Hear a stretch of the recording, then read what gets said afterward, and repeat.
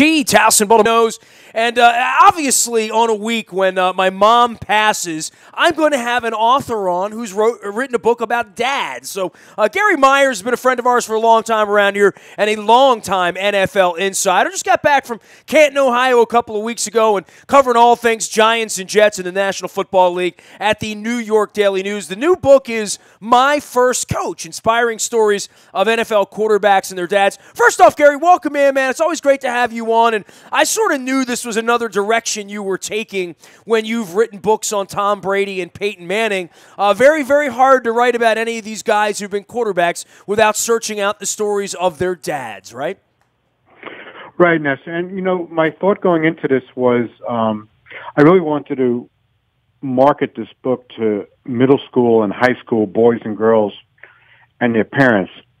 It's kind of a different approach that I've taken with this, and I was really inspired by my relationship with my son, who's just graduated from Michigan. But you know, he was a really good baseball player growing up, and was a captain of his high school baseball team.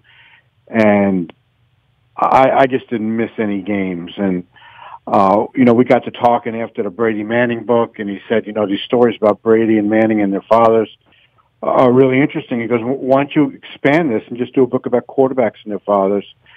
So I acted on that, and you know, got off to a good start, and I thought this could be pretty interesting. So I put a book together, and it was really a lot of fun talking to the players and to their fathers. Well, I mean, I would think for any of these players whose fathers are still alive, any of the great players, and I'm not sure about the fathers of the Joe Montanas and the, obviously John Elway, not anymore. But I mean, a lot of the quarterbacks from the 70s and 80s, I would think some of their dads are gone now, but that doesn't mean the story wouldn't still be there. But what made you decide which quarterbacks and which fathers? And, you know, some of them obviously legendary in the case of John and Jim Harbaugh, whose dad did it very, very famously for a long time.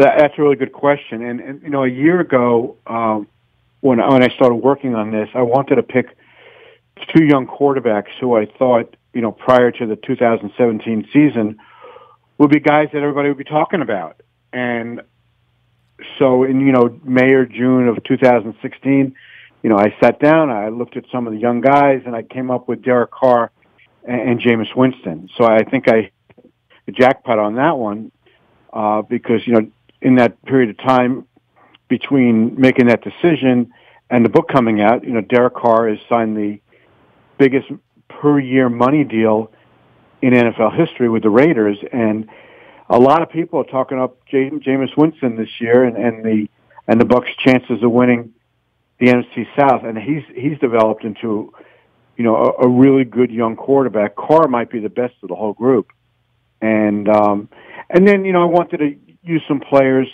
who everybody would know about, and so I have Montana and Elway and Phil Simms in there, and as you mentioned, you know, Jim Harbaugh, who I've gotten to know really well over the years, and my, you know, being a big Michigan fan now after, you know, the 4 years my son just spent at the school, I figured, you know, he was a perfect story, and you know, it turns out his dad about a year ago moved from Milwaukee, and they lived right around the corner from Jim and his wife and his family in Ann Arbor. Sort of a homecoming really for him. cool. Yeah, I had Jack on the air about a month ago, and that's a great story unto itself, just getting out of Milwaukee and saying, hey, I'm going to go back to Ann Arbor like I did in the 70s, right?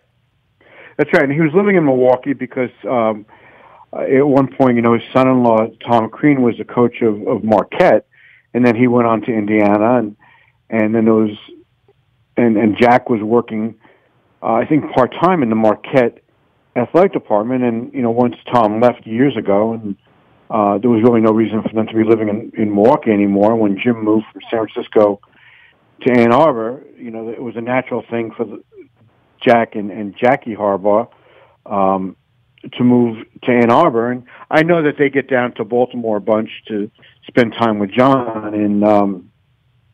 And you know, one of the real interesting things in the book that I wrote about was just, you know, what Jack went through when Jim and John met in that Super Bowl 5 years ago, and what a tough toll it took on him, wishing that they were in Super Bowls in separate years rather than having to face each other. because he knew as great as he'd feel for one of his sons, that's how awful he'd feel for the other.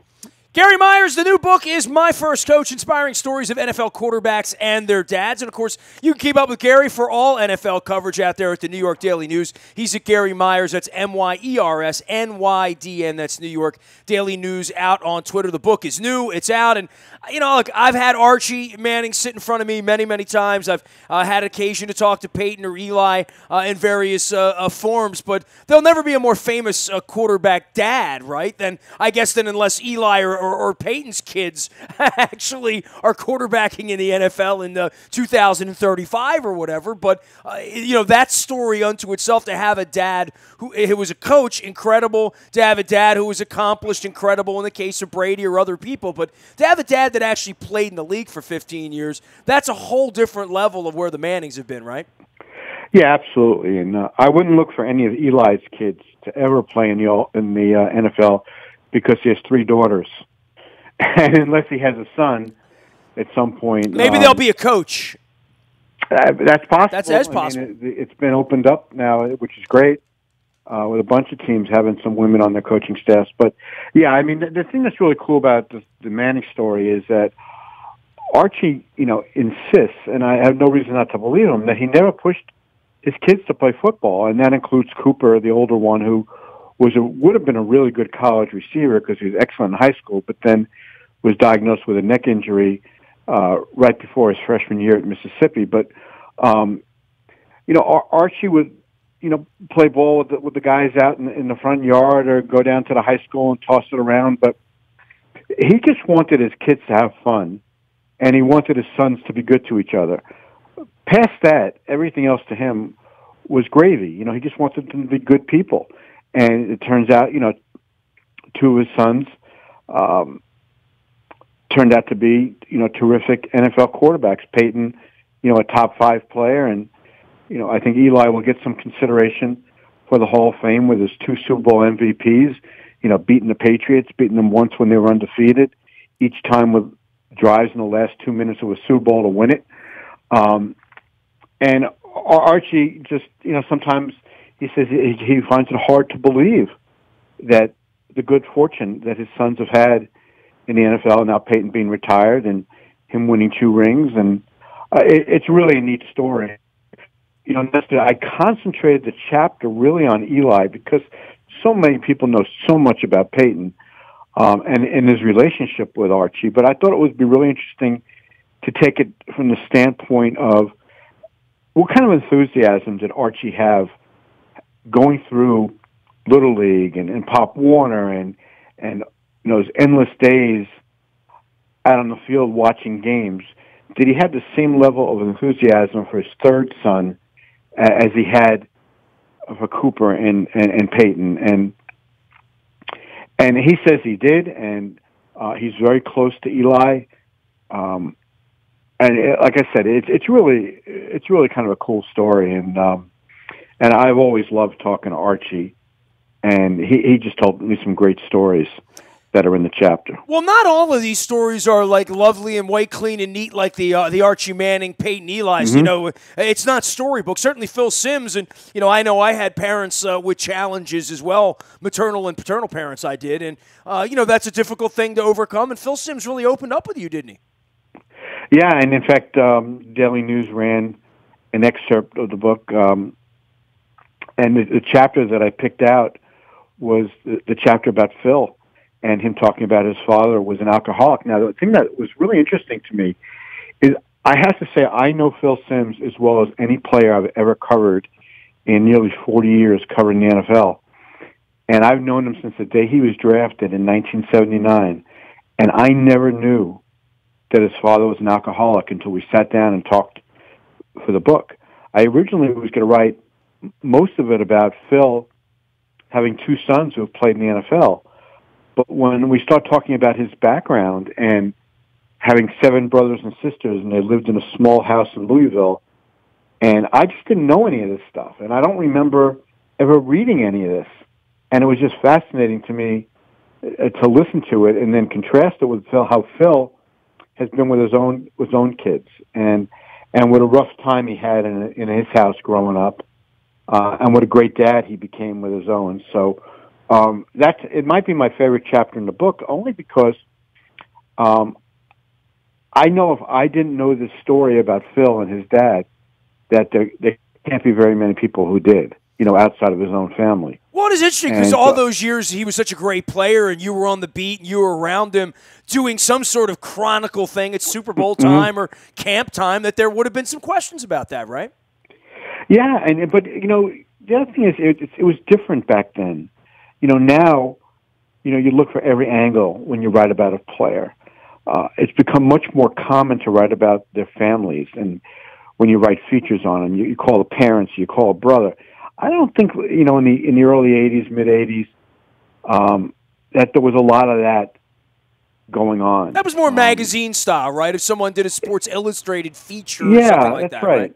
That's right. So, I've even done some Google searches to find if anybody's ever really written about this aspect of Phil's life, and I couldn't find anything. So, I think in each chapter, first of all, I think there's a life lesson in each chapter, but I also think there's information about each of these players and their relationships with their dads, and just information about the players in general that nobody's ever written before.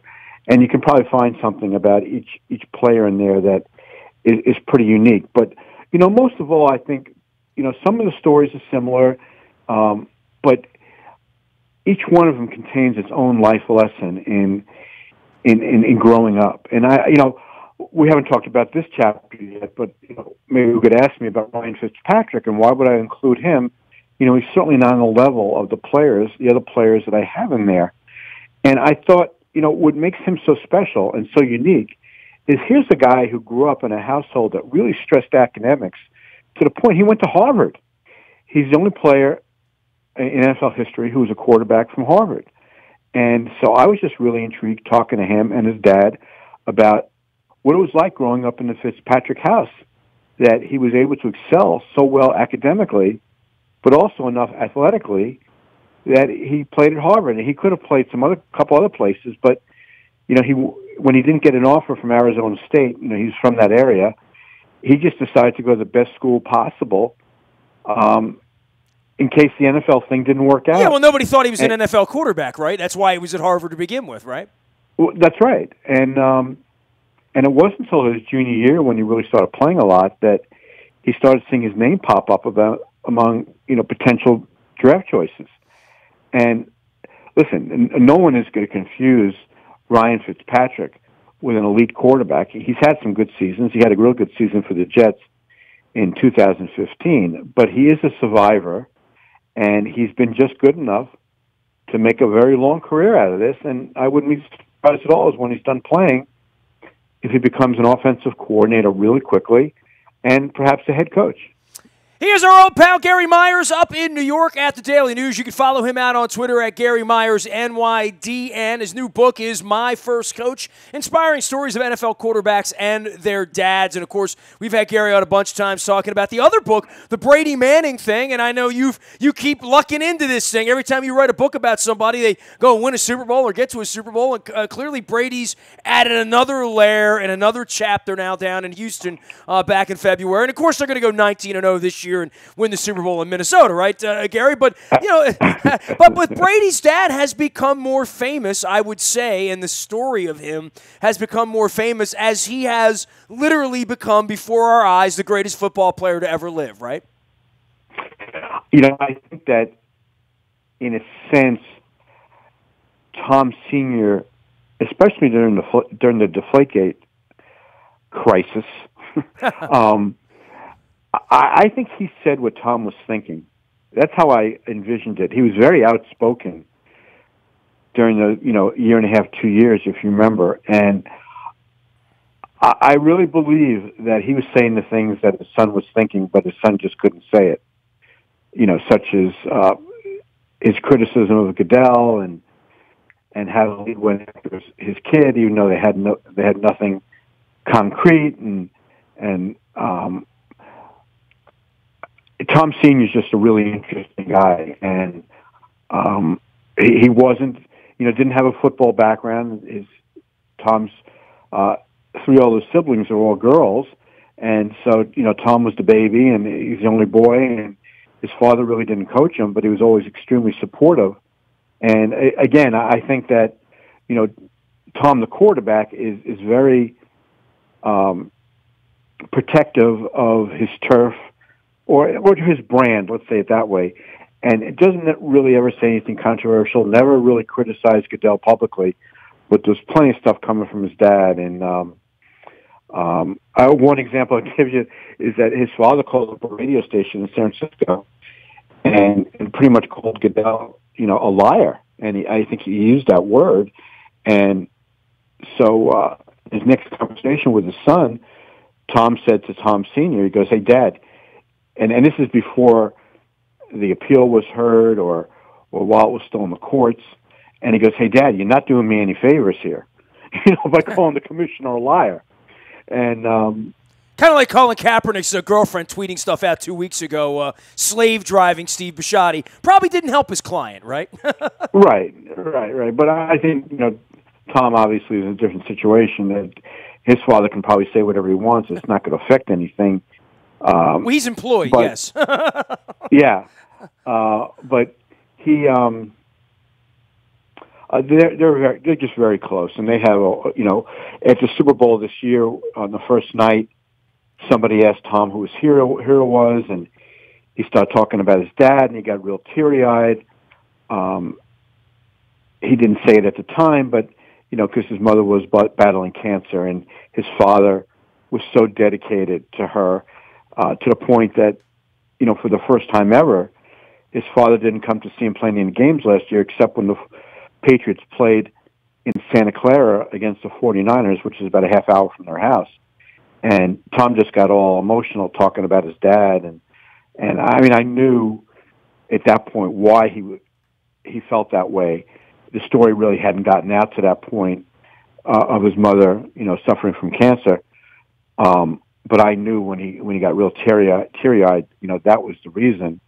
And then his mother and his father was able to make it to the Super Bowl, which just added to the whole amazing story of the Patriots' comeback. Gary Myers chronicling all things NFL all season long. The book is My First Coach, inspiring stories of NFL quarterbacks and their dads. All right, Gary, they're going to actually play some football here this year, right? It's a Patriots world. We're all just living in it, right? Well, I know you think they're going to go 19-0. No, I hope I don't, but everybody I talk to seems to think so. Nah, I don't think so. I mean, they're good, and I think they're probably, a little better than last year.